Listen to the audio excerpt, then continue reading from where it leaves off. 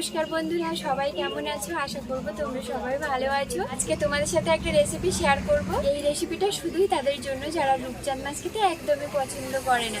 তোমরা ভিডিওটা দেখতে থাকো। রূপচাঁদ মাছগুলিকে খুব সুন্দরভাবে ধুয়ে নিয়েছি, আর মাছটা কেটে কিন্তু অর্ধেক অর্ধেক ভাগ করে নিয়ে এসেছে, গোটা মাছটা নিয়ে আসিনি। মাছের মধ্যে দিয়ে দিচ্ছি হলুদ।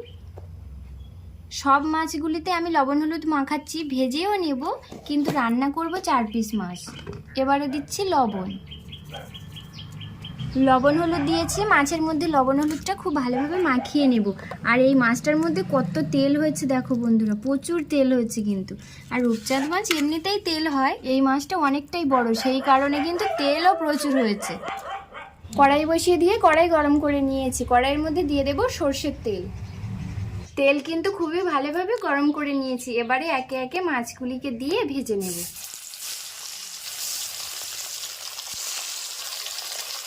মাছের কিন্তু একটা সাইড ভেজে নিয়েছি, এবারে উল্টে দিয়ে আরো একটা সাইড ভেজে নেব।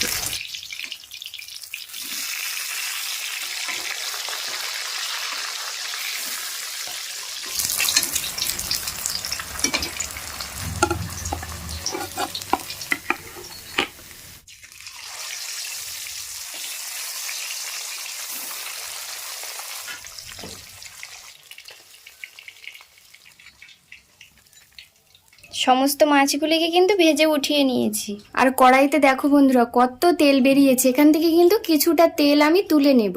এখানে বাটিতে কতটা তেল উঠিয়ে নিয়েছি। কড়াইয়ের মধ্যেও কিন্তু অনেক তেল রয়েছে, সেই তেলের মধ্যে দিয়ে দিচ্ছি ফোড়নে গোটা জিরে, দিয়ে দেব গ্রেট করে রাখা পেঁয়াজ। পেঁয়াজ কিন্তু খুব সুন্দরভাবে ভাজতে হবে, লাল লাল হয়ে আসা পর্যন্ত পেঁয়াজ ভেজে নেব। পেঁয়াজ কিন্তু খুব সুন্দর লাল লাল করে ভেজে নিয়েছি। এবারে দিয়ে দিচ্ছি স্বাদ মতো লবণ, পরিমাণ মতো হলুদ, আদা রসুন বাটা, ছোট ছোট করে কেটে রাখা টমেটো, পরিমাণ মতো লঙ্কা গুঁড়ো,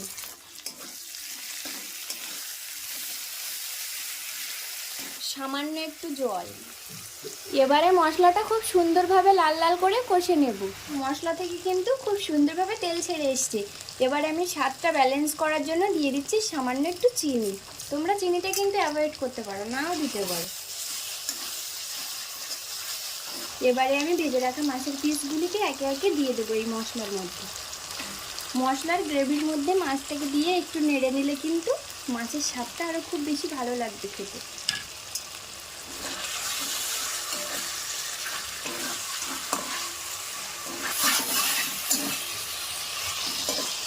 তোমাদেরকে তো বলেছিলাম 4 পিস মাছ দেবো, তোমাদের দাদাভাই বললো এই 3 পিস রেখে আর কি হবে, এই মাছগুলিকেও দিয়ে দাও, একসাথে করে রান্না করে নেব। মাছগুলিকে কিন্তু খুব সুন্দরভাবে কষে নিয়েছি, দেখে কত সুন্দর লাগছে না দেখতে, মনে হচ্ছে এখনই খেয়ে নিই। তো চলো এবারে আমি একটু জল দেবো, তবে জলটা কিন্তু অল্প দেবো, অল্প পরিমাণে কিন্তু জল দিয়েছি। এবারে আমি 5 মিনিট ঢাকা দিয়ে দিচ্ছি, গ্যাসের ফ্লেমটা কমে। 5 মিনিট হয়ে গেছে, আর 5 মিনিট পরে আমি এবারে ঢাকনাটা খুলে নেব। ঢাকনাটা খুলে নিয়েছি। দেখো বন্ধুরা তরকারিটা কিন্তু পুরোপুরিভাবে হয়ে গেছে। রূপচাঁদ মাছের ঝাল বা কালিয়া যেটাই বলবে, খুব সুন্দরভাবে কিন্তু রান্নাটা করে নিয়েছি। আর কালারটা দেখেছো কত সুন্দর হয়েছে। এবারে আমি একটু গরম মশলা গুঁড়ো দেবো। তোমরা কিন্তু এখানে একটু ধনেপাতা দিতে পারো, আমার ঘরে ধনেপাতা নেই, সেই জন্য আমি ধনেপাতাটা দিলাম না। নেড়ে দিচ্ছি। তরকারিটা কিন্তু দেখো বন্ধুরা গ্যাস অফ করে দিয়েছি, আর তরকারিটাকে দেখো, দেখেই তো বুঝতে পারছো কি সুন্দর হয়েছে না। তো চলো এবারে আমি একটা প্লেটের মধ্যে নিয়ে নিচ্ছি। তো বন্ধুরা তোমরা কিন্তু ঘরেতে এইভাবে অবশ্যই একবার বানিও, আর কেমন খেতে হয় আমাকে কমেন্ট করতে একদমই ভুলো না। তো চলো এবারে টেস্ট করে দেখা যাক তরকারিটা কেমন খেতে হয়েছে। তোমরা ভিডিওটা দেখতে থাকো। এই যে তুমি কোথায় যাচ্ছ এখন? তো তুমি ভাত খাবে না? খেয়ে দিয়ে স্নান করো কোন। তা একটু মাছ খেয়ে বলো বন্ধুদের কেমন হয়েছে আজকের মাছটা। বন্ধুরা রূপচাঁদ মাছ তোমাদের দাদাভাই এনেছিল, তো ও ভাজা মাছ চেয়েছিল।